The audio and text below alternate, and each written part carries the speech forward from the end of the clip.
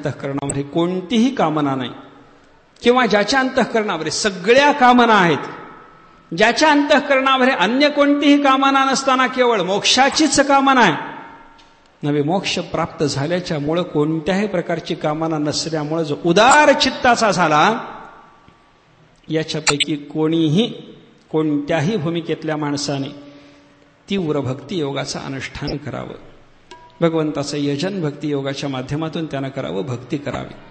म्हणजे भगवंताचं स्तवन करत असताना ते सकामालाही फलद, निष्कामालाही फलद, अकामालाही फलद, सर्व कामालाही फलद, मोक्ष कामालाही त्या भगवत स्तवनातून फल प्राप्त होणार.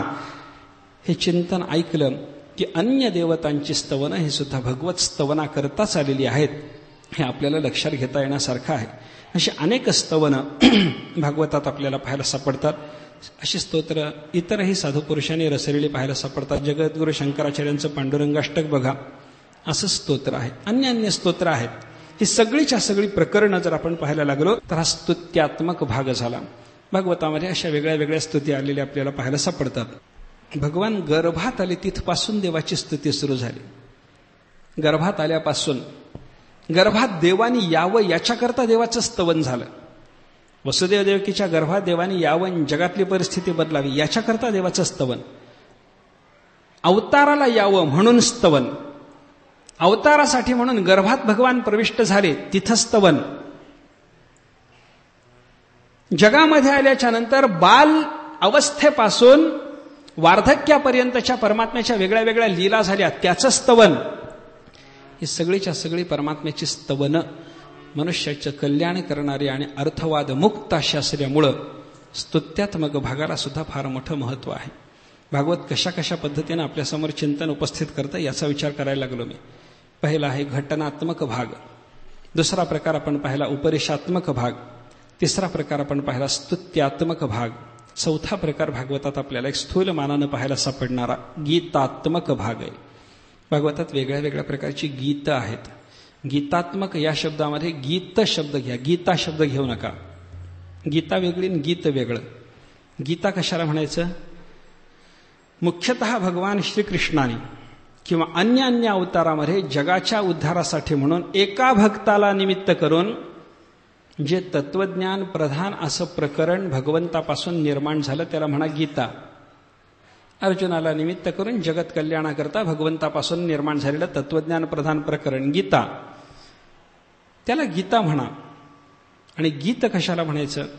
एखाद्या महात्म्याच्या अंतःकरणाला झालेली काही व्यथा, अंतर्वेदना, त्याला प्राप्त झालेली अनुभूती, संसाराचा कटू अनुभव, त्याला सिद्ध झालेलं ज्ञान, त्याला निर्माण झालेलं परमात्म्याचं प्रेम, त्याला झालेला भगवंताचा विरह, या सगळ्याच्या सगळ्या गोष्टी त्या महात्म्याला अंतरंगात जेव्हा दाबून ठेवणं शक्य होत नाही तेव्हा त्याच्या मुखातून जे एक गेयतेनं युक्त अशा पद्धतीचे शब्द बाहेर पडतात त्याला म्हणा गीत. गीत आणि गीता फरक आहे. एका अधिकारी भक्ताच्यासाठी भगवंताच्याकडून तत्वज्ञान पद्धतीचं असं जे तत्वज्ञान प्रधान पद्धतीचं जे प्रकरण निर्माण होतं ते आहे गीता. आणि अंतरातली व्यथा, ज्ञान, प्रेम हे सगळंच्या सगळं दाबून ठेवणं अशक्य झाल्यामुळं मुखातून जे असे गीतबद्ध शब्द बाहेर पडले, गेय शब्द बाहेर पडले त्याला म्हणा गीत. भागवतामध्ये अशी अनेक गीतं आहेत. गीता नाही, गीतात्मक भाग म्हणजे गीत आहेत. वेगवेगळ्या प्रकारची गीतं आहेत. परमात्म्याचं गीत गा असा उपदेश संतांनी आपल्याला केलेला आहे. वाचा गीत गाईजे, वाचा गीत गाईजे, तुका म्हणे गीती गाता, नामे द्यावी सायुज्यता. परमात्म्याचं गीत गा, शुद्ध चित्त करा, अंतःकरण शुद्ध करून परमात्म्याचं गीत गायला लागा. भावे गावे गीत शुद्ध करोनिया चित्त, तुझं भाव आहे देव तरी हा सुलभ उपाव. सोप्या उपायाचं चिंतन म्हणून आपल्याला भगवंताचं गीत गायचा उपदेश शास्त्रामध्ये आणि संतांच्याकडे आपल्याला पाहायला सापडतो. ही जी गीतं आहेत या गीतामध्ये अनेक प्रकार आहेत. काय आहे? भागवतात आलेली गीतं सांगतो. एक पिंगलेचं निर्वेद गीत आहे, भिक्षुगीत आहे, गोपीगीत आहे, रुद्रगीत आहे, वेणुगीत आहे, ऐलगीत आहे, अनेक गीतं आहेत. अजूनही गीतं या भागवतात आपल्याला पाहायला सापडतील. सगळी गीतं काय काय व्यक्त करतात? अंतःकरणातली व्यथा, आत्तापर्यंत माझ्याकडून झालेली जी चूक आहे ती चूक सुधारण्यासाठी माणसांनी प्रयत्न केला पाहिजे असा भाव त्याच्यातून व्यक्त होतो. व्यथा व्यक्त होते, संसाराचा आलेला कटू अनुभव व्यक्त होतो, संसाराचं कळालेलं स्वरूप आपण एक समजलो होतो ना, आहे दुसरंच इथं, हे संसाराचं स्वरूप त्या गीतातून व्यक्त होतं, अनुभव आला. संत महात्मे बोलून जातात, दुःख बांधवडी आहे हा संसार, सुखाचा विचार नाही कोठे. संसार दुःख बांधवडी, दुःखाचा ओतीव पुतळा. संसार दुःख मूळ, चहूकडे इंगळ, विश्रांती नाही कोठे, रात्रंदिवस तळमळ. काम क्रोध लोभ शूनी पाठी लागली ओढाळ, कवणामे शरण जावो दृष्टी देईल निर्मळ. सगळी व्यथा व्यक्त झालेलं अंतःकरणामधलं संसाराचं ज्ञान ते व्यक्त झालंय.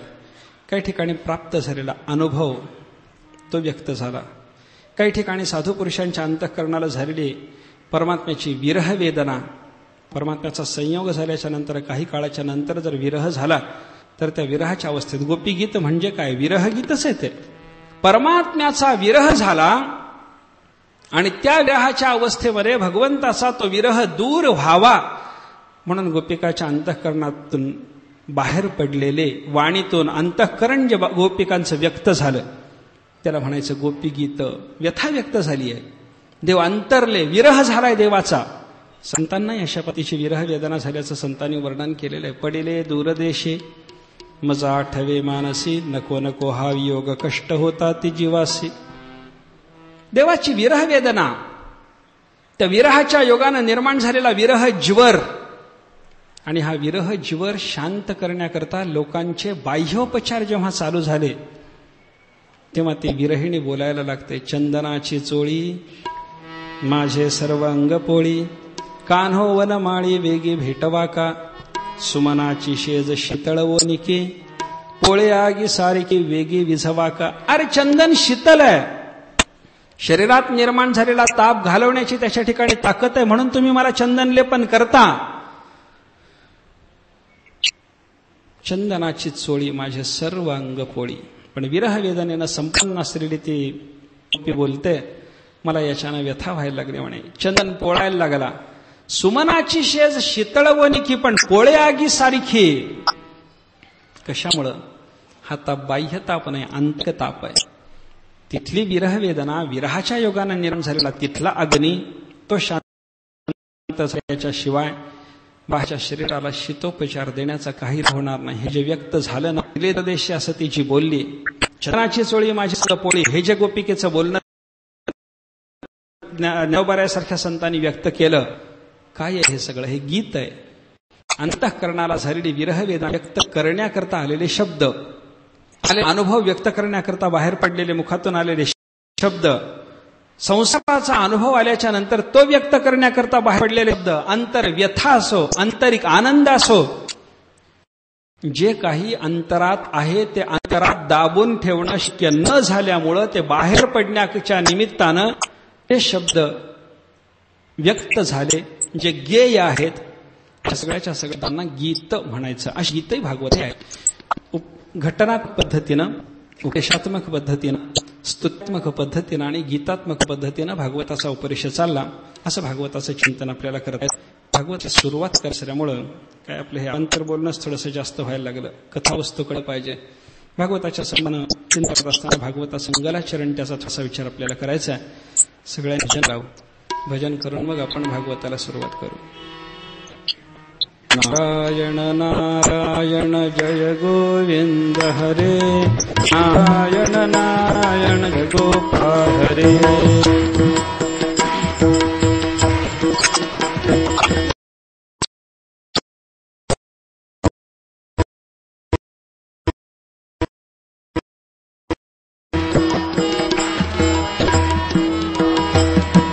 नारायण नारायण जय गोविंद हरे, नारायण नारायण जय गोपाल हरे.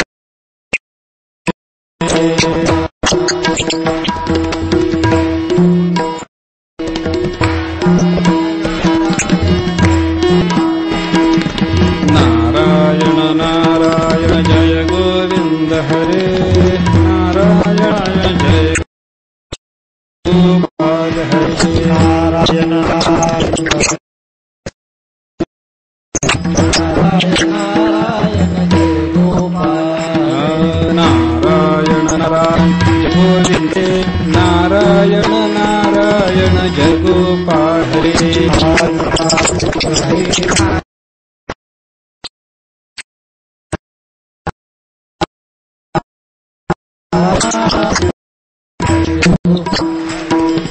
नारायण नारायण जय गोविंद हरे नारायण नारायण जय गोपाल हरे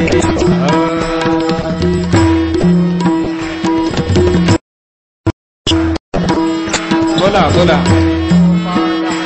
नारायण नारायण जय गोविंद जय गोपाल हरे जय गोविंद हरे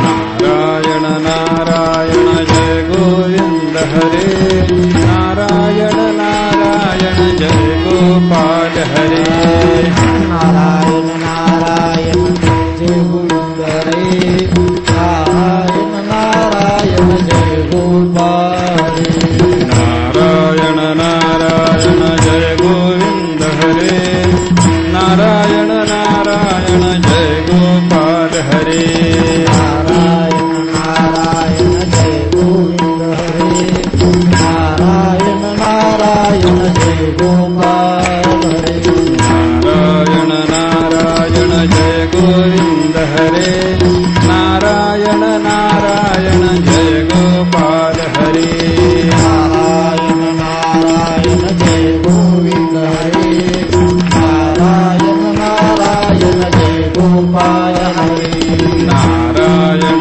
नारायण जय गोविंद हरे नारायण नारायण जय गोपाल हरे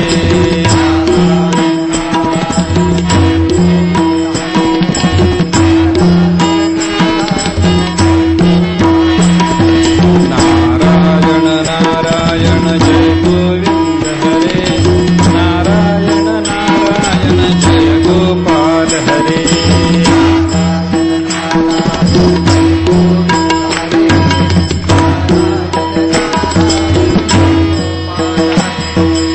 नारायण नारायण जय गोविंद हरे नारायण नारायण जय गोपाल हरे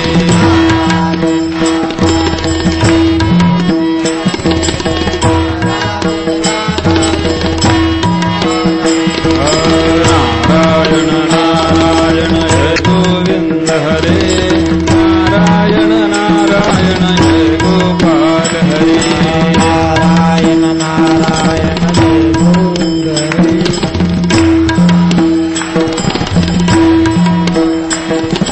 नारायण नारायण जय गोविंद हरे नारायण नारायण जय गोपाल हरे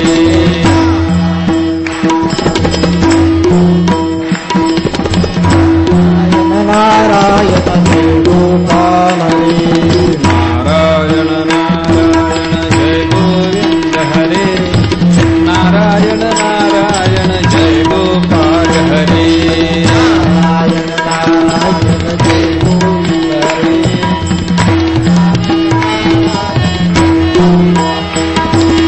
नारायण नारायण जय गोविंद हरे नारायण नारायण जय गोपाल हरे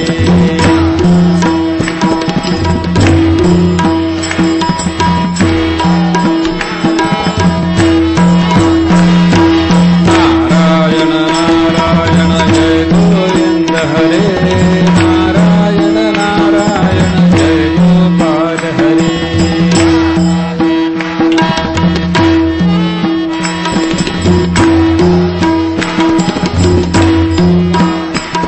नारायण नारायण जय गोविंद हरे नारायण नारायण जय गोपाल हरे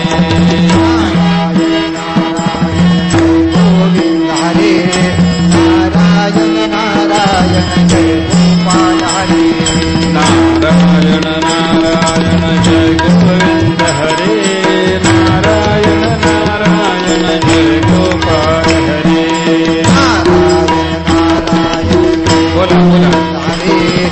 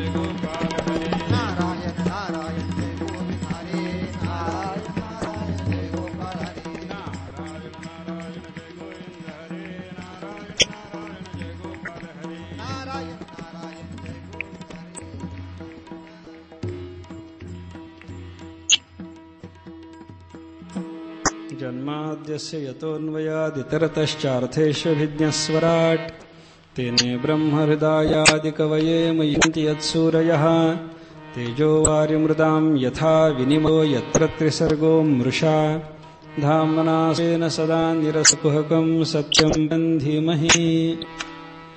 श्रीमद्भागवताच्या सुरुवातीला आलेलं हे मंगलाचरण. व्यासाने हे मंगलाचरण केलं. कोणत्याही आस्तिक ग्रंथकाराच्या आरंभाला मंगलाचरण आपल्याला पाहायला सापडतं. तुकोबाराय मंगलाचरण करतात, ज्ञानोबाराय मंगलाचरण करतात, नामदेव महाराज मंगलाचरण करतात. कोणीही ग्रंथ करता आस्तिक आहे म्हणजे सुरुवातीला मंगलाचरण करतोच. कशासाठी हे मंगलाचरण केलं तर विचार आहे, मंगलाचरणा योगानं ज्या कार्याला आपण आरंभ केलेला आहे ते कार्य निर्विघ्न समाप्तीला जातं. या उद्देशानं मंगलाचरण करण्याची पद्धती आस्तिकांची आपल्याला पाहायला सापडते. कसं असं म्हणणं की बाबा मंगल हा जो शब्द आहे हाच शेवटापर्यंत नेणारा असा अर्थ व्यक्त करणार आहे. मंगल शब्दामध्ये व्याकरणाच्या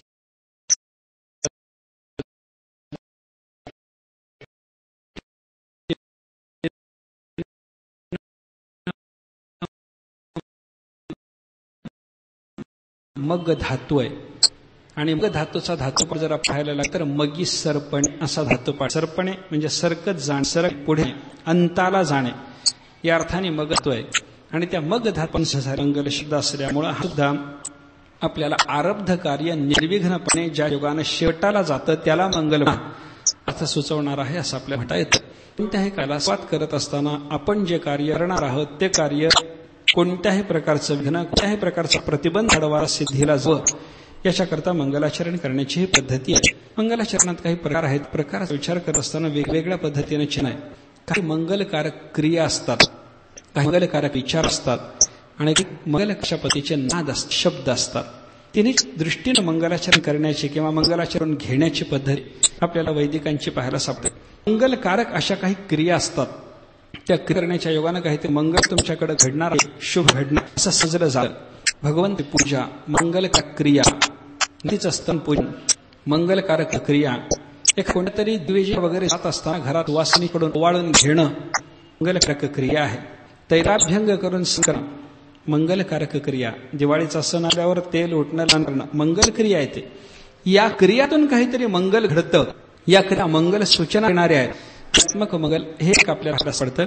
याच्याशिवाय मंगलाच्या संबंधाने दुसरा विचार सांगितला. मंगल असे विचार मनुष्याच्या मनामध्ये येण्याची शक्यता असते. कारण स्थिर किंवा त्याच्या अंतःकरणामध्ये परमात्म्याच्या संबंधाने विचार आला, सुविचार झाले, तनुमानसा त्याच्या अंतःकरणाची अवस्था झाली, अंतःकरण सूक्ष्म झालं, एकाग्र झालं. सूक्ष्म असलेल्या परमात्म्याच्या ग्रहणाकरता अंतःकरण अर्थ झालं. अंतःकरणामध्ये मानस प्रसाद झाला, सौम्यता आली, मौन आलं, आत्मविग्रह निर्माण झाला. या सगळ्याच्या सगळ्या गोष्टी मंगल विचारामध्ये गुंता येण्यासारख्या आहेत. मंगल काही क्रिया असतात, मंगलाचा काही विचार असतो आणि या सोबत मंगलाच्या संबंधाने काही शब्दाचा विचार करता येतो. मंगलकारक काही शब्द असतात. शब्दाचा विचार करत असताना शब्द प्रकारचा मानला जातो. ध्वनिरूप शब्द आणि वर्णरूप शब्द आहे. ध्वनिरूप शब्दातही मंगल साधतं आणि वर्णरूपातूनही साधतं. एक नुसता नाद असतो काहीतरी, नुसता ध्वनी असतो, त्या ध्वनीतून मंगल साधतं. नादरूप जे शब्द, ध्वन्यात्मक जे शब्द आहेत किंवा वर्णरूप जे शब्द आहेत, दोन्ही प्रकारच्या शब्दामध्ये मंगल अमंगल दोन्ही प्रकारचा भाव व्यक्त होतो.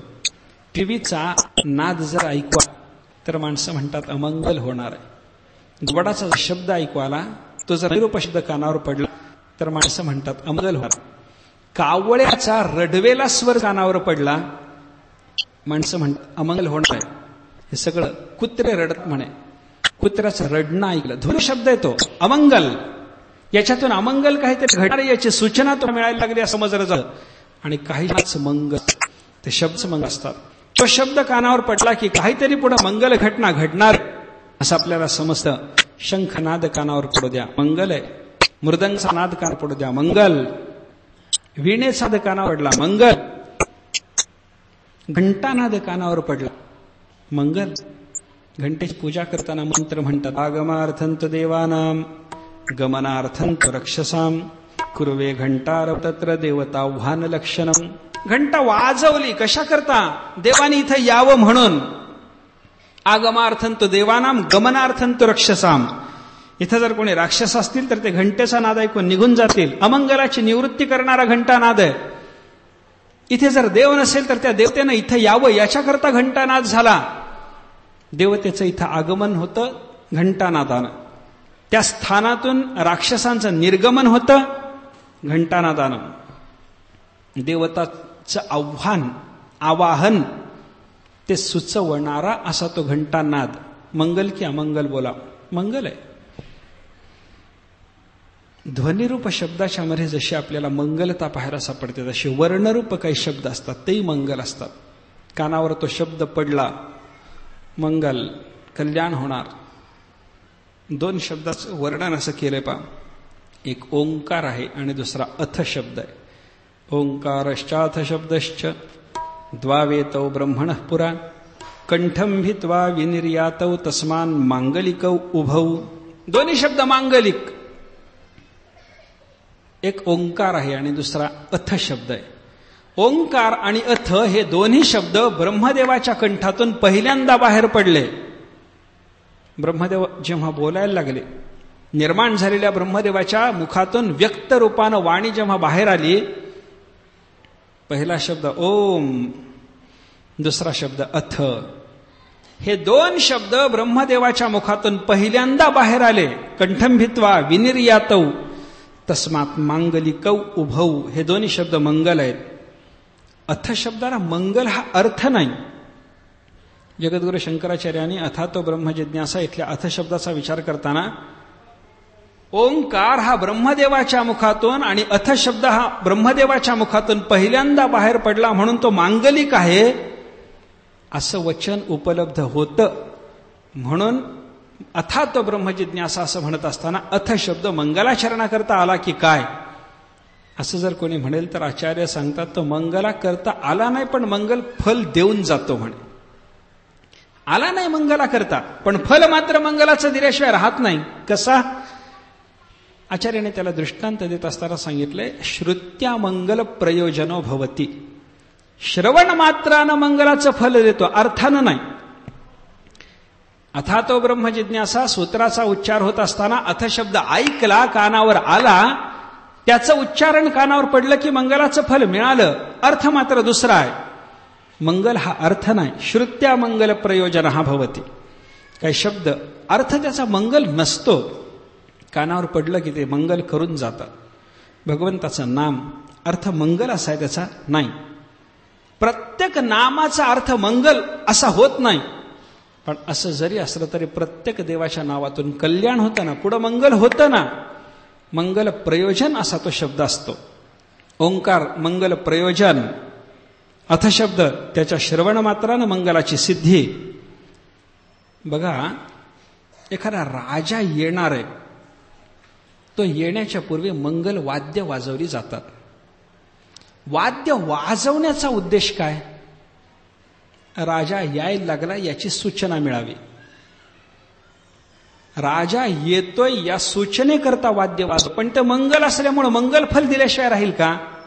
श्रवण मात्रानं मंगलही करतं, पण उद्देश त्याचा जसा वेगळा आहे तसा अथा तो ब्रह्म जिज्ञासा इथला अथ शब्द श्रवण मात्रानं मंगल करतो. अर्थ मात्र साधन चतुष्टय संपन्नता वेगळा अर्थ आहे. साधन चतुष्टय संपन्नता हा अर्थ सांगाय करता तो आला, पण श्रवण मात्रानं मंगल करून गेला. कशा करता मी बोललो? वर्णरूप आणि ध्वनिरूप दोन्ही प्रकारच्या शब्दातून मंगल होतं, एवढंच आपल्याला त्याच्यातून घ्यायचं आहे. मंगलाच्या काही क्रिया, मंगलाच्या संबंधानं काही विचार आणि मंगलाच्या संबंधानं थोडासा शब्दोच्चार, याचा जर आपण विचार करायला लागलो, वेद मंत्राचं उच्चारण केलं, श्रवण मात्रानं मंगल, श्रुतम हरती पापानी, ऐकल्याबरोबर कानावर पडल्याबरोबर अर्थ न कळू द्या. त्या शब्दाचंच सामर्थ्य असं आहे की तुमच्या अंतःकरणात प्रवेश करून ते तुमच्या ठिकाणी असलेलं पाप नष्ट करतील. ज्ञानोबराची ओवी कळाली नाही, पण वाचावी ज्ञानेश्वरी. तुकाराम महाराजांचा शब्द कळाला नाही, अर्थ कळाला नाही, अरे कळतच नाही, कळतच नाही. कृष्णैक गम्यो वागर्थ, साधू पुरुषाच्या शब्दाबद्दल असं म्हणलंय, या शब्दांचा अर्थ फक्त देवाला कळतो, देवापासून इतर कुणाला कळत नाही. अर्थ कळाला नाही म्हणून वाचायचं नाही का? वाचलं पाहिजे. का वाचायचं? श्रुत्या मंगल प्रयोजनो भवती. अर्थ जरी न कळाला तरी कानावर तो शब्द पडण्यानं आपलं कल्याण होणार आहे, असं त्या शब्दांचं सामर्थ्य आहे. वेदाच्या मंत्राचं ते सामर्थ्य, नामाचं ते सामर्थ्य, ओंकाराचं ते सामर्थ्य, अथशब्दाचं ते सामर्थ्य, घंटानादाचं, शंखनादाचं, मृदंगनादाचं, वीणानादाचं, श्रवण मात्रानं मंगल करण्याचं सामर्थ्य. हे मंगलकारक शब्द आहेत. वेगवेगळ्या पद्धतीनं विचार करत असताना मंगलकारक क्रिया, विचार आणि शब्दोच्चारण असतं. तसं पाहिलं तर मंगल एक परमात्माच आहे. परमात्म्याला सोडून दुसरं काही मंगल आहे असं आपल्याला विचारही करता येणार नाही. भगवंताच्याबद्दल तो मंगल, मंगल निधान, जी जी परममंगल धामा, सकळ देवदेवोत्तमा परममंगल धाम, असं त्या देवाचं वर्णन आहे. अतिकल्याण रूपत्वात, नित्यकल्याण संश्रयात, स्मर्तॄणाम वरदत्वाच ब्रह्मतन्मंगलम विदुः. त्या ब्रह्माला मंगल म्हणण्याची कारणं सांगितलेली आहेत. अशुभा आणि निराचष्टे तनोतिशुभ संततीम स्मृतिमात्रेण यत्नुसाम ब्रह्मतन्मंगलम विदुः. अशुभाचा नाश करणार, स्मरण मात्रानं ज्याच्या अशुभाचा नाश होतो, शुभाचं सातत्य, शुभाचा सतत प्रवाह आपल्यावर चालू होतो, असं ज्याच्या स्मरणाचं सामर्थ्य तो परमात्मा मंगल. अतिकल्याण रूप आहे, नित्य कल्याणाला आश्रय आहे आणि स्मरण करणाऱ्याला श्रेष्ठ फल देणारा आहे, म्हणून ते परब्रह्म भगवंताला मंगल म्हणलं. परमात्मा मंगल, मंगलम भगवान विष्णू, मंगलम गध्वजः, मंगलम पुंडरीकाक्षः, मंगलायतनो हरिः. मंगलाचं आयतन आहे. ज्ञानोबरांनी वर्णन केलं, सकळ मंगळनी श्री विठ्ठलाचे नामादे.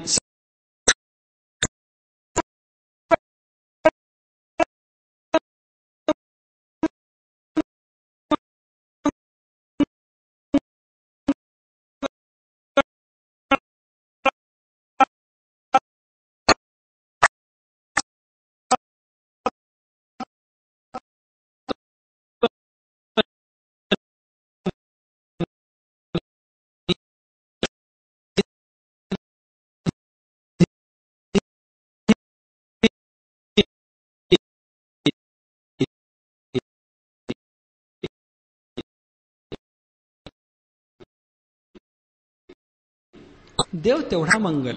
देवा सोडून इतर पदार्थाच्या बाबतीमध्ये आपण करायला लागलो ते काही मंगल आहे असं आपल्याला म्हणता येत नाही. इतर पदार्थ तुम्हाला मंगल दिसले तरी ते मंगल नाहीत, तो मंगलाचा आभास आहे. मृत्यूलोकाचं वर्णन करताना ज्ञानाची भाषेने मंगळाची या अंकुरी सैची मंगळा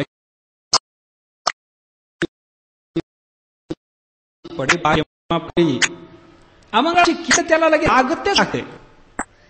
मंगळाचा अंतमान व्हायचाच अवकाश. मृत्यूलोकातल्या मंगळाला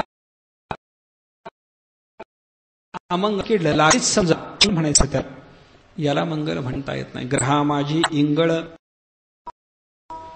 त्या ते म्हणते मंगळ. इंगळासारखा, विस्तवासारखा वाईट करणारा ग्रह त्याला मंगल म्हणावं, ही मृत्यूलोकातली मराठी भाषा आहे. ते मंगल नाही, विषय मंगल नाहीत. मंगल हे नव्हे कन्यापुत्रादिक. मंगल समजायचं कारण नाही, हे मंगल नाही. मंगल केवळ परमात्मा, आणि मंगल परमात्मा असल्यामुळं परमात्म्याचं स्मरण जिथं केलं जातं त्यालाच मंगलाचरण म्हणा. अन्य काही मंगलाचरणामध्ये आपल्याला गणता येणार नाही. करायचं कशाकरता? मंगल करण्याचा हेतू आपण सांगितला. जे कार्य आपण करणार आहोत त्याच्यात विघ्न येऊ नये, विघ्न नाश होऊन, प्रतिबंधाचा बाध होऊन अविघ्नतेनं आपलं कार्य सिद्धीला जावं, याच्याकरता मंगल करावं. शास्त्रानं कुठं सांगितलंय मंगल करायला असं जर कोणी म्हणलं तर वेदाने मंगलाचरण निश्चित सांगितलेलं असावं असं अनुमान करता येतं असं विद्वान म्हणतात. कशावरून? जी जी गोष्ट अलौकिक आणि अविगीत शिष्टाचाराचा विषय असते त्या त्या गोष्टीला वेदबोधित कर्तव्यता आहे असं आपल्याला सिद्ध करता येतं. काय आहे? शिष्टाचार असावा, तो अनिंद्य असावा आणि तो अलौकिक असावा, तेव्हा तो वेदानं सांगितला म्हणता येतं. शिष्टाचार आहे पण निंद्य आहे, वेदानं तो सांगितला म्हणता येत नाही. शिष्टाचार आहे पण लौकिक आहे, वेदाने तो सांगितला आपल्याला म्हणता येत नाही. उदाहरण सांगतो. एखादा महात्मा आहे, शिष्ट आहे, त्या महात्म्याचा आचार म्हणजे शिष्टाचार आहे, पण तो महात्मा देह निर्वाह करता भोजन करतो, वेदानं सांगितलं म्हणता लौकिक शिष्टाचार झाला. तो शिष्टाचार आहे, गोष्ट कबूल आहे, पण लौकिक आहे, वेदानं सांगितलं म्हणता येत नाही. एखादा महात्मा आहे, त्याचं आचरण शिष्टाचरण म्हणता येतं, पण बिडी ओढतो, विगीत आहे, निंद्य आहे. निंद्य शिष्टाचार असला वेदाने तो सांगितला म्हणू नका. लौकिक शिष्टाचार असला वेदानं सांगितला म्हणू नका. जो शिष्टाचार आहे आणि अलौकिक व अनिंद्य आहे असा शिष्टाचार मात्र वेदानं सांगितला असं आपल्याला म्हणता येतं. मंगलाचरणाच्या बाबतीमध्ये या दोन्ही तिन्ही गोष्टी जमतात. मंगलाचरण करणं शिष्टाचार आहे, मंगलाचरण करणं भोजनासारखं लौकिक शिष्टाचार नाही, अलौकिक शिष्टाचार आहे. मंगलाचरण करणं बिडी ओढण्यासारखं निंद्य शिष्टाचारात गणता येण्यासारखं नाही, ते अनिंद्य शिष्टाचारात येणार आहे. अलौकिक आणि अनिंद्य शिष्टाचाराचा विषय असल्यामुळं मंगलाचरण करावं हे वेदानं सांगितलं असं आपल्याला म्हणता येतं. किंवा व्याकरण महाभाष्यामध्ये पतंजलीचं स्वतःच असं म्हणणं आहे, मंगलादीनी मंगलांतानी मंगलमध्यानी शास्त्राणी प्रथंते. ज्या शास्त्राच्या प्रारंभी मंगल, ज्या शास्त्राच्या मध्यात मंगल आणि ज्या शास्त्राच्या अंतभागात मंगल आहे, आदिमध्यांती जिथं मंगल साधलेलं आहे ते शास्त्र निर्विघ्नपणे सिद्ध होऊन जगात प्रसिद्ध होतं. प्रथंते, जगामध्ये त्याचा परिपाठ चालतो, प्रसिद्ध होतं ते शास्त्र. पतंजलीच्या वचनाला प्रामाण्य. अनुमानानं अलौकिक आणि अविगीत शिष्टाचाराचा विषय असल्यामुळं मंगलाचरणाला वेदबोधित कर्तव्यता आहे, म्हणून मंगलाचरण करण्याचा शिष्टांचा आस्तिकांचा संप्रदाय आहे. काही लोक म्हणतात की बाबा आम्ही अशी तुम्हाला उदाहरणं दाखवतो. काय? काही लोकांनी सविस्तर मंगलाचरण केलं पण ग्रंथ निर्विघ्नपणे समाप्तीला गेला नाही. काही लोकांनी मंगलाचरण केलं नाही पण त्यांचा ग्रंथ मात्र पूर्ण झाला.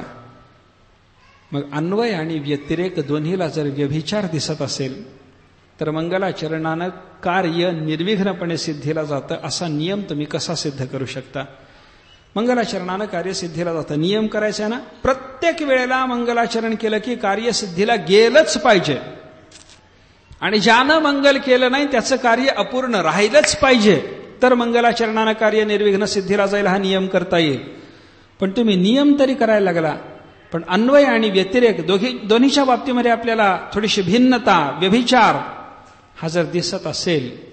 उदाहरणानं सांगितलं त्या लोकांनी, कादंबरी नावाचा बाणभट्टाचा ग्रंथ आहे, विस्तारानं मंगलाचरण बाणभट्टाने केलं. ग्रंथ बाणभट्टाला पुरा करता आला नाही, पोराने पुढं पूर्ण केला, त्यांच्या हातून पूर्ण होऊ शकला नाही. सविस्तर मंगलाचरण करून ग्रंथ पूर्ण झाला नाही. नास्तिकांचा किरणावली ग्रंथ आहे, मंगल नाही पण ग्रंथ पूर्ण झाला. मंगल नसताना जर किरणावली ग्रंथ पूर्ण होतो, मंगल असून कादंबरी जर पूर्ण होत नाही, त्याला मंगलाचरणाच्या योगानं निर्विघ्नपणे कार्यसमाप्ती होते. निश्चित नियम कसा सांगता? काही लोकांचं असं म्हणणं आहे त्याला उत्तर देत असताना आपल्याकडे शास्त्रकारांनी सांगितलं की मंगलाचरणाने कार्य समाप्ती होते, हा नियम सिद्ध आहे. मग कादंबरी का पूर्ण झाली नाही? किरणावली मंगलाचरण नसताना कशी पूर्ण झाली? याचं काही उत्तर आहे का? उत्तर दिले शास्त्रकारांनी त्याच्याकरता. कादंबरी ग्रंथात मंगलाचरण केलं गेलं, पण केलेलं मंगलाचरण कार्यात येणाऱ्या विघ्नाच्या मानाने कमी पडलं, म्हणून मंगल करूनही ग्रंथ पूर्ण झाला नाही. आणि किरणावली ग्रंथाच्या आरंभाला मंगलाचरण जरी नसलं तरी मंगलाचरणाच्या योगानं निर्माण होणारं जे अदृष्ट ग्रंथ निर्विघ्नपणे समाप्तीला जाण्याच्या बाबतीत येणाऱ्या प्रतिबंधाला निवृत्त करतं, असं अदृष्ट त्याने पूर्वीच एखाद्या क्रियेतून संपादन करून ठेवलेलं त्यांच्या ठिकाणी संचितात जमा होतं, म्हणून त्यांचं कार्य पूर्ण झालं. मंगलाचरण आत्ता केलं नाही, पण मंगलजन्य अशा पुण्याच्या प्रकाराचा अदृष्ट विशेष पूर्वीच संपादन करून ठेवलेला, कारणाच्या शिवाय कार्य नाही, नियम आहे. ज्या अर्थी ग्रंथ समाप्ती होते त्या अर्थी मंगलजन्य अशा पद्धतीचं जे अदृष्ट ते पूर्वी संपादन करून ठेवलं असलं पाहिजे. किरणावलीत हे माना. आणि कादंबरीमध्ये मंगलाचरण करूनही ग्रंथ पूर्ण होत नाही, येणारी विघ्न जास्त आहेत, प्रतिबंध करण्याचं सामर्थ्य मंगलजन्य त्या अदृष्टाच्या मात्रेमध्ये नाही, त्याच्यामुळे तो ग्रंथ पूर्ण होऊ शकला नाही, असं चिंतन करा. अपवादाची ही उदाहरणं, अशा पद्धतीनं त्या अपवादाच्या उदाहरणांचा विचार केला की मग मंगलाचरणाच्या योगानं निश्चयानं कार्यसिद्धी होते, असं आपल्याला चिंतन करता येतं. आणि असं असल्यामुळं मंगलाचरण करण्याचा शिष्टांचा संप्रदाय आहे. हे मंगलाचरण करायचं 2-3 पद्धतीनं मंगलाचरण केलं जातं. आशीर नमस्क्रिया वस्तुनिर्देशो वापि तन्मुखम, 3 प्रकाराने मंगलाचरण करण्याचा प्रघात आहे. आशीर्वादात्मक, नमस्कारात्मक आणि वस्तुनिर्देशात्मक 3 प्रकारचं मंगलाचरण आहे. आपली किंवा आपल्या शिष्याची इष्ट वस्तू परमात्म्याचं स्तवन करून देवाजवळून प्रार्थनेनं मागून घेणं, हे जिथं चाललंय ते आशीर्वादात्मक मंगलाचरण. इष्ट वस्तू मागितली, आशीर्वाद दिला तरी किंवा मागितला तरी, देवाने मला आशीर्वाद द्यावा, गुरुनी आम्हाला आशीर्वाद द्यावा, देवाने गुरुनी आमचं कल्याण करावं, पायादपाया जगदीश्वर हा नहा, आमचं सर्वांचं अपायापासून जगदीश्वरानं रक्षण करावं, आशीर्वाद मागितला. पायादपाया जगदीश्वर हा वहा, जगदीश्वरानं तुमचं सगळ्याचं अपायापासून रक्षण करावं, आशीर्वाद दिलाय. आशीर्वाद देणं, आशीर्वाद मागणं, असं ज्या मंगलाचरणामध्ये चालतं त्या मंगलाचरणाला म्हणतात आशीर्वादात्मक मंगलाचरण. अशी आशीर्वादात्मक मंगलाचरणं शास्त्रात अनेक पाहायला सापडतील, संताकडेही पाहायला सापडतील. ज्ञानोबारायाने 65च्या सुरुवातीला स्वस्ती शब्दाचा उच्चार करून जे केलेलं मंगल, स्वस्ती कल्याणवाचक शब्द आहे, स्वस्त्यस्तो, तुमचं कल्याण असो, कल्याणक तो शब्दाचा उच्चार ज्ञानोबारायाच्या मुखातून झाला, ते आशीर्वादात्मक मंगलाचरण आहे असं म्हणा. मंगलाचरणाचं असं आहे, सुरुवातीला आणि शेवटी दोन्ही वेळेला मंगलाचरण केलं जातं. आशीर्वादात्मक मंगलाचरणाचा विचार करत असताना ज्ञानेश्वर महाराजांचं हे जसं आशीर्वादात्मक मंगलाचरण आहे, तसं वैकुंठाला जाताना तुकाराम महाराजांनी एक आपल्याला आशीर्वाद दिलाय पा, कर्मधर्मे तुम्हा असावे कल्याण, घ्या माझे वचन आशीर्वाद. अंतमंगलाचरण येते, अंत्यभागातलं. वैकुंठाला जाताना तुकाराम महाराजांनी तो आशीर्वाद देऊन मंगलाचरण साधलं म्हणा ना त्यांच्या जीवनाचं. आशीर्वादात्मक मंगलाचरण. दुसरा मंगलाचरणाचा प्रकार आहे नमस्कारात्मक मंगल. आपल्या गुरुला नमस्कार करणं, आपल्या इष्टदेवाला, कुलदेवाला नमस्कार करणं. श्री गणेशाय नमः, नमस्कारात्मक मंगलाचरण. ज्ञानोबारायांनी केलेलं मंगलाचरण अनेक ठिकाणी नमस्कारात्मकच पाहायला सापडतं. नमो विशरबोध विदग्धा विद्यारविंद प्रबोधा पराप्रमेय प्रमदा विलासिया नमो संसार तमसूर्या. नमो नमो नमो. प्रत्येक ओवीच्या सुरुवातीला ज्ञानोबारायांनी वापरलेला तो नमनाचा वाचक असलेला नमः शब्द, तो जर आपण पाहायला लागलो तर त्याच्यातून ज्ञानोबाराय नमनात्मक मंगलाचरण अनेक ठिकाणी करतात. पांडुरंगा करू प्रथम नमन, दुसरे चरणा संतांचिया. नमस्कारात्मक मंगलाचरणाचा विचार अशा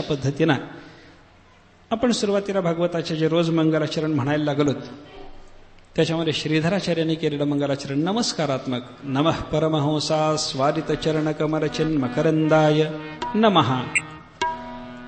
परमहंस पदवीला प्राप्त झालेल्या महात्म्यांनी ज्याच्या चरणकमलाच्या ठिकाणी असलेल्या चिन्मकरंदाचं समास्वादन केलं त्या रामचंद्राला माझा नमस्कार असो. काय आहे? नमस्कारात्मक मंगलाचरण. आशीर्वादात्मक मंगलाचरण दुसरं, नमस्कारात्मक मंगलाचरण. आणि मंगलाचरणाचा तिसरा प्रकार सांगितला वस्तू निर्देश.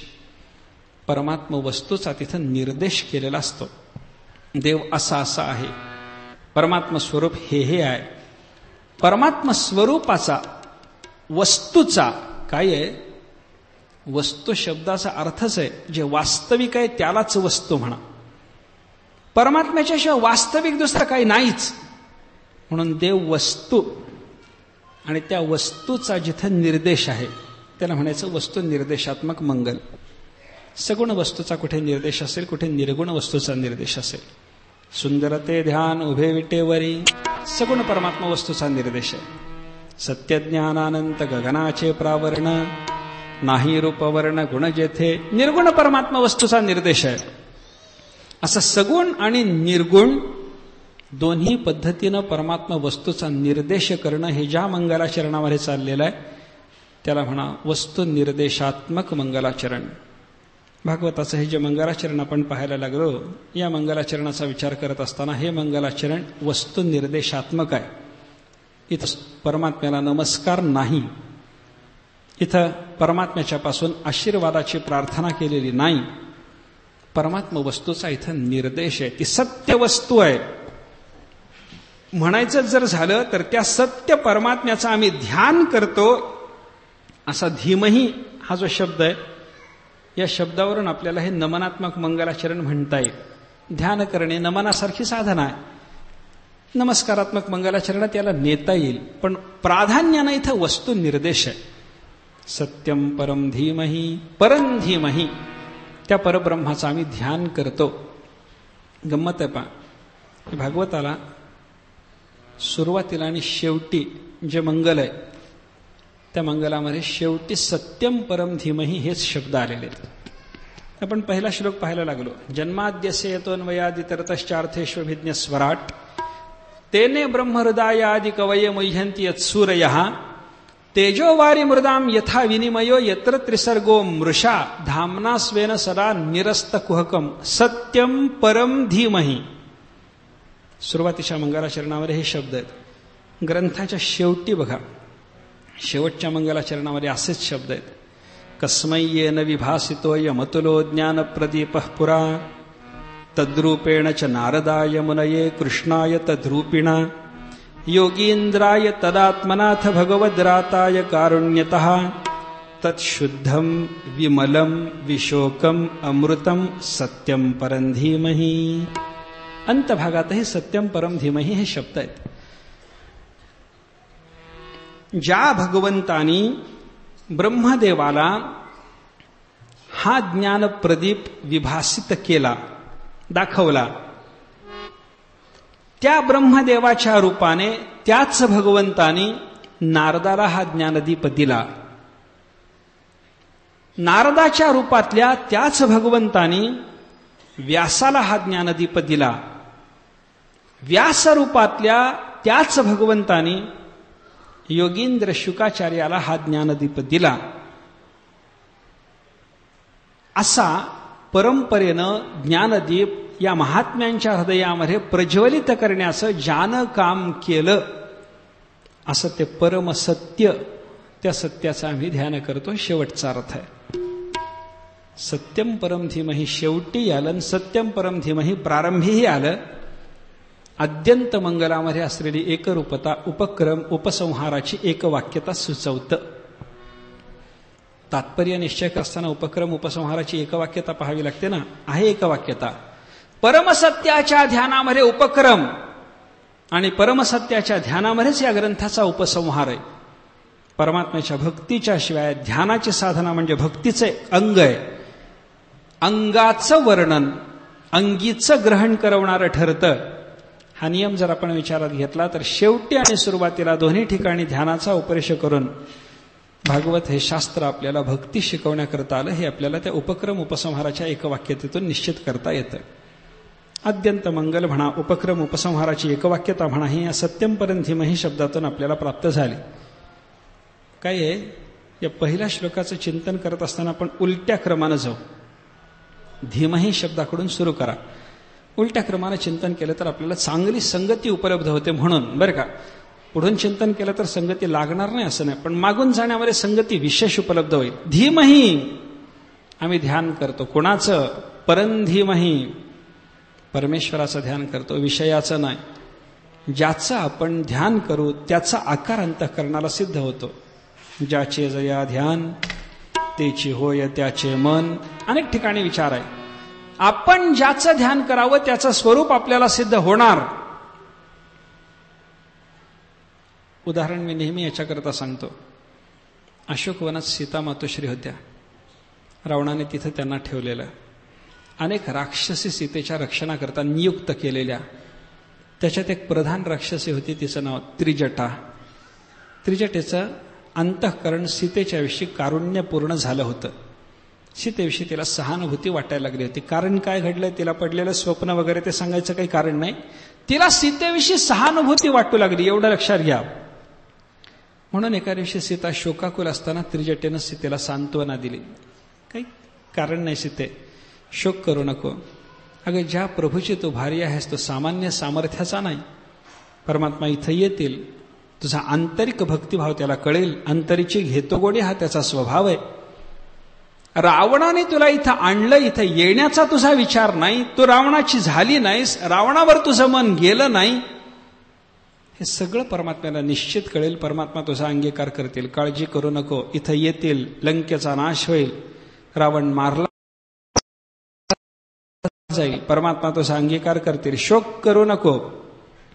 त्यानं सांगितलं, त्याचं समाधान झालं. त्रिजटा म्हणाली, सीते शांत आहेस ना? शांत आहे. मला घरचं काम आहे म्हणे, थोडं जाऊ. संध्याकाळची वेळ झालेली, काही घरी कामं होती त्रिजटेला. स्त्री असल्यामुळं, गृहिणी असल्यामुळे तिला घरची कामं होती. जाते म्हणे. जा म्हणे, शोक करायचा नाही. नाही म्हणे, शोकाचं कारण संपलं, मनाचं समाधान झालं, मी आता शोक करणार नाही. त्रिजटा निघून गेली. दुसऱ्या दिवशी आली. सीतेकडे पाहिलं तर आदल्या दिवशीपेक्षा जास्त शोकाकुल असलेली सीता दिसली. त्रिजटेनं विचारलं, काय सीता? काही नाही म्हणे. शोक करतेस? होय. तुझं मी समाधान करण्याचा काल प्रयत्न केला. जे काही तुला सांगितलं त्यानं तुझं समाधान झालं नाही? झालं. समाधान झाल्याच्या नंतर तुझा शोक नाश झाला होता ना? झाला होता. आता पुन्हा शोक करायचं काय कारण? समाधान तुझं बिघडलं का? मी जो सांगितलेला आशय होता तो त्या क्षणापुरता पटला आणि आता त्याच्यात पुन्हा विकल्प निर्माण झाला, संशय निर्माण झाला, असं काही झालंय का? सीता म्हणाली, तसं काही नाही. प्रभू इथं येणार नाहीत वाटतं का? येतील. तुझा अंगीकार करणार नाहीत वाटतं का? करतील. शोकाचं काय कारण आहे?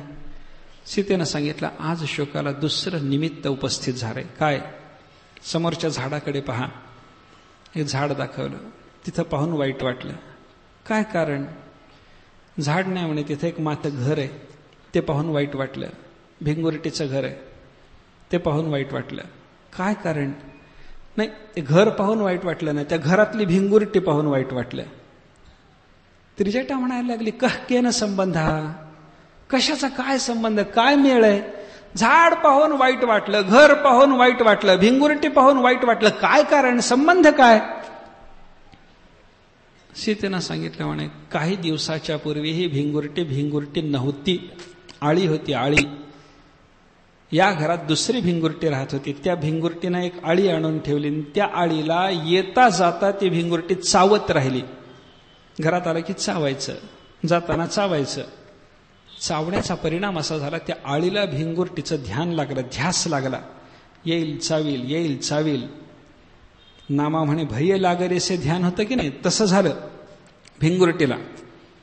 भयाच्या योगानं भिंगुरटीचं ध्यान त्या आळीला सतत घडल्याचा परिणाम असा झाला, कालांतरानं ध्यानाच्या योगानं ज्याचे जया ध्यान, एवढंच नाही, मने सहित पालटे काया, इथपर्यंत मजल गेले.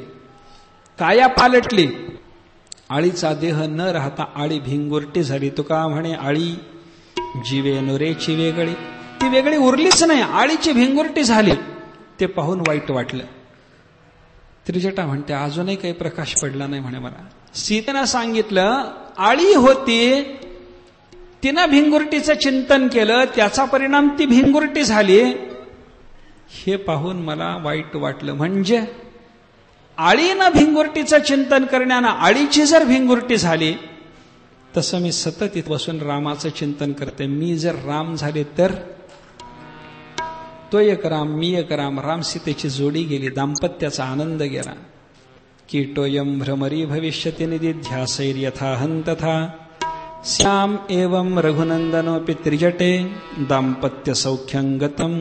आमच्या दाम्पत्य सौख्यामध्ये विघाड निर्माण होईल, त्याचं वाईट वाटायला लागले. सीतेचं हे म्हणणं ऐकलं आणि त्रिजटा हसली. हसऱ्याबरोबर सीतेने विचारलं हसतेस? होय म्हण. काय झालं? शोकाचं कारण नाही हे लक्षात आलं. कसं काय? आता सीते तू इथं बसून जसं रामाचं चिंतन करतेस तसं तिकडं राम चिंतन करतात म्हणे. परिणाम काय होईल? चिंतनानं ज्याचं चिंतन होतं त्याचं जर रूप प्राप्त होत असेल तर रामाचं चिंतन करून सीतेचा जर राम होईल तर सीतेचं चिंतन करून रामाची सीता होईल. जोडी कायम आहे. नवरा बायको, बायको ती नवरा, एवढंच होईल. आपल्या बाबतीत असं होत नाही, हेच बरं आहे. बरं आहे म्हणण्याच्या पेक्षा तेवढं प्रदीर्घ चिंतन आपण करत नाही, त्याचा हा परिणाम आहे. चिंतन करून बघा बायकोचं होतं की नाही बायकोच्या रूपाचे. निश्चित शास्त्राचा सिद्धांत आहे, बाधित होणार नाही. अपसत प्राप्यते ध्यानात नित्याप्तम ब्रह्म किम पुनः. असत वस्तूही जर ध्यानानं प्राप्त होते तर नित्य प्राप्त असलेली ब्रह्मवस्तू ध्यानानं प्राप्त होईल. हे काय वेगळं सांगायला पाहिजे?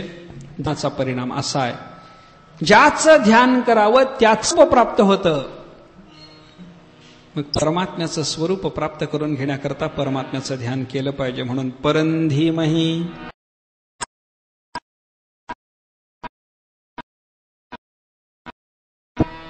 आम्ही परमतत्वाचं, परमेश्वराचं, परब्रह्माचं ध्यान करतो, असा शब्दप्रयोग या ठिकाणी आला. अजून एक या धीमही शब्दामध्ये रहस्य आहे. काय? धीमही हा जो शब्द आहे बहुवचनाचा आहे. आम्ही ध्यान करतो. आम्ही म्हणजे करणं एकटे व्यास आहेत असं नाही. एकटे व्यास जरी असले तरी त्या व्यासांचा अभिप्राय वक्ता आणि सगळे श्रोते आम्ही सगळे ध्यान करतो असा आहे. आणि असा आशय व्यक्त करण्यासाठी त्यांनी ते धीमही बहुवचन वापरलेलं आहे. सगळेजण आम्ही ध्यान करतो हा आशय आहे त्याचा. अजून एक रहस्य याच्यात, भागवताचं लक्षण सांगत असताना असं म्हणलंय, भागवतात गायत्री मंत्राचं भाष्य आहे. गायत्री मंत्राचं भाष्य, गायत्री भाष्यभूतोसौ ग्रंथोष्टादश संज्ञितः. 18 सहस्री या संज्ञेला प्राप्त असलेला, पात्र असलेला हा भागवत नावाचा ग्रंथ म्हणजे गायत्री भाष्यभूत आहे. गायत्रीचं भाष्य आहे. सगळ्या गायत्री मंत्राच्या शब्दातून व्यक्त होणारा अर्थ या पहिल्याच श्लोकात आहे. गायत्री मंत्रात आहे धीमही शब्द आहे. तत्सवितुर्वरेण्यम भर्गः देवस्य धीमहि धियो यो नः प्रचोदयात्. तो धीमही शब्द इथं आलाय. धीमही शब्दाचं ग्रहण करून व्यासानी या ग्रंथाला गायत्री भाष्य रूपत आहे हे जसं सिद्ध केलं, तसं या ग्रंथाचा आधार वेद आहे हेही सिद्ध केलं. हा ग्रंथ वैदिक आहे, वैदिकत्व सुचवलंय. वैदिकत्व सुचवताना सुद्धा व्यासाने फार खबरदारी घेतली. गायत्री मंत्रातलाच शब्द घेतलाय, अन्य मंत्रातला नाही. का? गायत्री मंत्र सर्व शाखांकरता आहे. ऋग्वेदात आहे, यजुर्वेदात आहे, सामवेदात आहे, अथर्ववेदात आहे, सर्वांना गायत्री मंत्र आहे. इतर कोणत्या शाखेतल्या एखाद्या मंत्राचा एक देश जर व्यासाने इथं गुंफला असता तर त्या खेशा लोकांनी त्या ग्रंथाचं चिंतन करावं असं पुढं झालं असतं. पण हा ग्रंथ सर्व समान आहे, साधारण आहे, संप्रदाय विशेष इथं हट्ट नाही.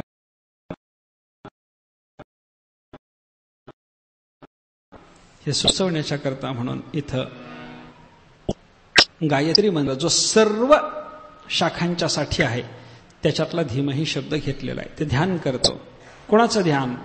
परंधीमही, परमेश्वराचं ध्यान करतो. तो परमेश्वर कसा? सत्यम. सत्यम शब्दातून त्याचं लक्षण सांगितलेलं आहे. सत्याचं ध्यान,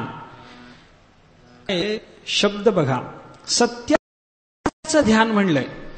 रामम धीमहि म्हणलं असतं तर बिघड नसतं. कृष्णम धीमहि, विष्णुम धीमहि, शंभुम धीमहि, शंभुम परम धीमहि, शक्तिम परम धीमहि, धीशम परम धीमहि, सगळे शब्द चालण्यासारखे होते. छंदभंग झाला नसा.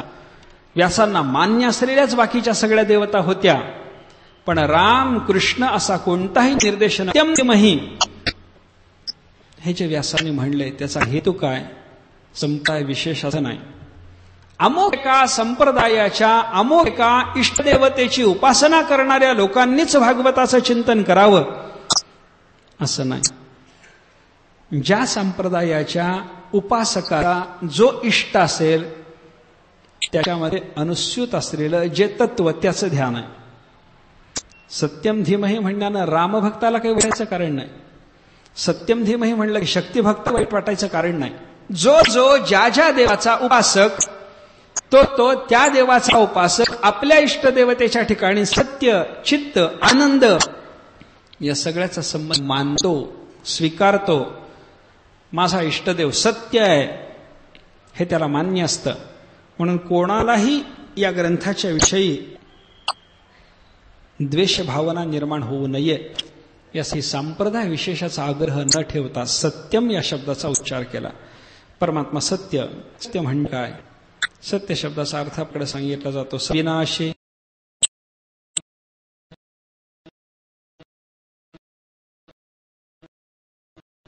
जगद्गुरु शंकराचार्यांनी श्वेताश्वेतोपनिषदाच्या भाष्यात त्या ठिकाणी म्हणलं सत्य म्हणजे अविनाशी, नाश होणार ते तत्व. अविनाशी म्हणजे तरी काय? नामदेश काल वस्तुस्वरूपेषु विनश्यन्न विनश्यते तत् अविनाशी. नाम, देश, काल, वस्तू या सर्वांची स्वरूप नष्ट होताना या सर्वात अनुगत असलेलं जे एक तत्व